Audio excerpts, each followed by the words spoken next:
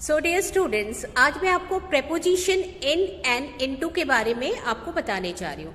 तो ध्यान से सुनिए। इन जो है वो जो है एक लोकेशन और मीडियम, इन दोनों में कोई चेंजेस नहीं आता। जब हम इन की बात करते हैं तो इसका मतलब होता है किसी चीज़ के अंदर, और इसमें जो है कोई भी मीडियम या लोकेशन में कोई चेंजेस नहीं आती या किसी तरह का मोशन नहीं होता। इसमें किसी तरह का कोई मोशन नहीं होता। जैसे अगर मैं कहूँ कि Tom is in his room, Tom अपने कमरे में है।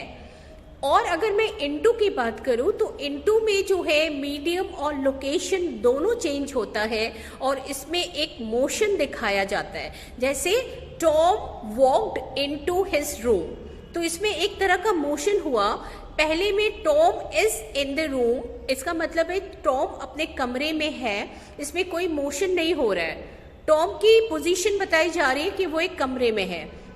और अगर मैं कहूँ Tom walked into his room, तो इसका मतलब हुआ तो उसमें जो है टॉम को चलते हुए दिखाया जा रहा है कि टॉम अपने कमरे में जा रहा है। तो यहाँ पर एक मोशन हो रहा है और इसमें जो लोकेशन में चेंजेस आ रही है, मीडियम में चेंजेस आ रही है।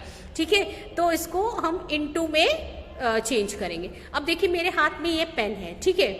अगर मैं अपने इस पेन को अपने पर्स में रख देती हूँ, ये है मेरा पर्स, ठीक है। तो मैंने इस पेन को इस पर्स में रख दिया, तो you can ask where is the pen. तो मैं कहूँगी the pen is in my bag, मेरे बैग में है। अब वो पेन मेरे बैग में है। Where is the pen? The pen is in my bag, okay. लेकिन अगर मैं इस पेन को अपने बैग में रख रही हूँ, मैंने अभी रखा नहीं है, इट इज इन मोशन, ये जो अभी मोशन में है, गति में है, तो इसका लोकेशन चेंज हो रहा है और ये बैग में जा रहा है। तो मैं कहूँगी कि the pen is I am keeping it into my bag, मैं इसे अपने बैग में रख रही हूँ, यानी रखने की क्रिया अभी चल रहा है। ठीक है, I am keeping the pen into my bag. ठीक है, अब मैं इसको रख दिया।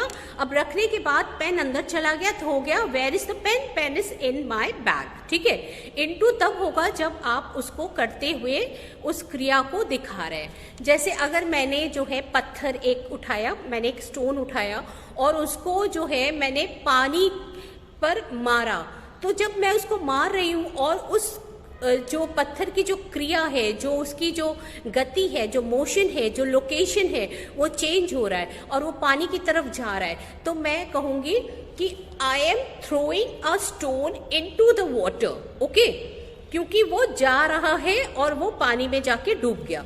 अब मैं पूछूंगी वेयर इज द स्टोन? पत्थर कहाँ है? तो होगा द स्टोन, सॉरी, तो होगा कि the stone is in the water, it is in the water. Where is the stone? It is in the water, वो तो पानी में डूब गया है। अब उसकी पोजीशन हो गई कि वो पानी के अंदर चला गया, लेकिन जब वो पत्थर को फेंका जा रहा है, स्टोन को, तब वो गति दिखा रहा है, इसको कहेंगे इनटू। ठीक है, तो ये है इन और इनटू में अंतर। या फिर अगर मैं एक मेढक का एग्जाम्पल लेती हूँ, मैंने कहा the frog is in the well. ठीक है, एक कुएं के अंदर मेढक बैठा है, तो मैं कहूँगी the frog is in the well, okay. लेकिन अगर वो जंप करके कुएं के अंदर कूद रहा है, तब मैं कहूँगी the frog jumped into the well. ठीक है, आशा आपको समझ में आ गया होगा।